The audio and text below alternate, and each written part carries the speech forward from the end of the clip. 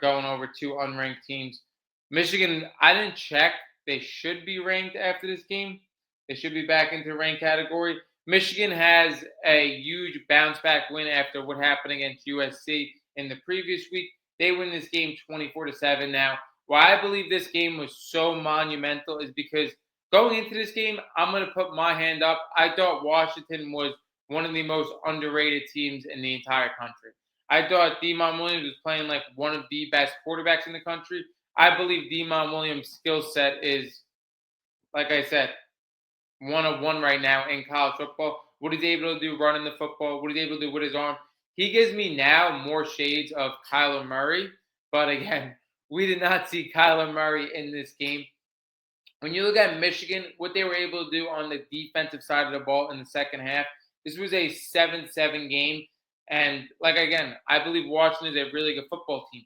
But this game for Washington was so big for me because we saw a Washington team look dominant against every single team but Ohio State. And I gave them a pass for Ohio State. We're going to get into Ohio State. I think Ohio State, not only are they the biggest national championship contender right now, I don't really know if I see anybody beating Ohio State. I think they're so far ahead of anybody right now. So I gave Washington that pass.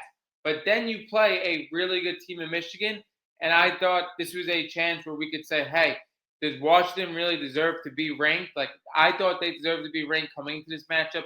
They were not. This was their opportunity to get ranked being this Michigan team, and they just could not hang.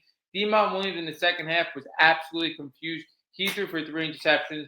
When you look at the best running back, one of the best running backs in the country, in Jonah Coleman, only rushing for 50 yards and 16 carries, and Denzel Boston having a decent game but being contained. When you look at that big three and what Michigan was able to do to Demon Williams, confusing him, shutting down Jonah Coleman, containing Denzel Boston, like phenomenal job for Michigan on a defensive side of the ball.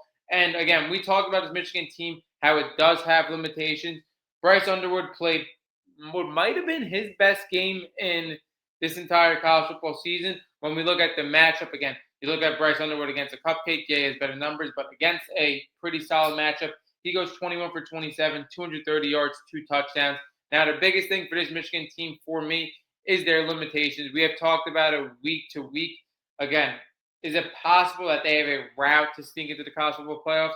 Yes, they would have to beat Ohio State again, probably, which I don't think it's just going to happen this year. But again, you can never count Michigan out in that matchup, so I'm not going to do that. But this Michigan team is a team that really seems like they could only play in close games or games that they're ahead of. When they're behind, like we saw in USC, and Bryce Underwood has to drop back and throw as a true freshman, he looks uncomfortable to me. And with his weapons right now, that again doesn't have outstanding weapons and a offense that relies on the run game, this Michigan team has to be in a tie game or leading for them to win. And that's exactly what happened here. In the second half, it was just Michigan just completely outplayed Washington in the second half. Like I said, when you look at the defense, getting to return over in the second half. When you look at the run game, Jordan Marshall was absolutely phenomenal, in my opinion. He had 25 carries for 133 yards and a touchdown taken over. Again, I think he did phenomenal. The biggest thing for me with this Michigan team as well, not only are they great running the football, not only are they great in the trenches, they do have a really good defense. But I think this Michigan team is so young, and you're looking at a team right now that might miss out on the college football playoffs this year. But when you look at Bryce Underwood, obviously we know the talent he has as a freshman. When you look at Jordan Marshall in his second year, he's going to be on this team probably for another 2 more years. Andrew Marsh, a freshman as well, a guy that has some burst. The freshman on his offensive line. Like, if you keep this unit together for 3 years, you could really be looking at something special. This is, again, the year where everybody's learning. This is going to be a really competitive football team, a team, in my opinion, at the end of the year that's going to be ranked. But, again, they do have their limitations, but this was a massive win and a massive loss for both sides, in my opinion, because we were really looking at this game. I said it, like, is Washington for real? They have the talent. They have the coach. This was a matchup that I thought really could have proved that they were a ranked team. They did not come to play. And Michigan, again, needed this bounce back win against a solid team.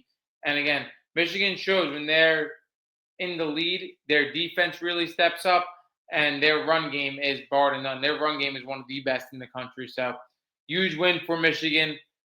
I guess we have to pump the brakes on Washington.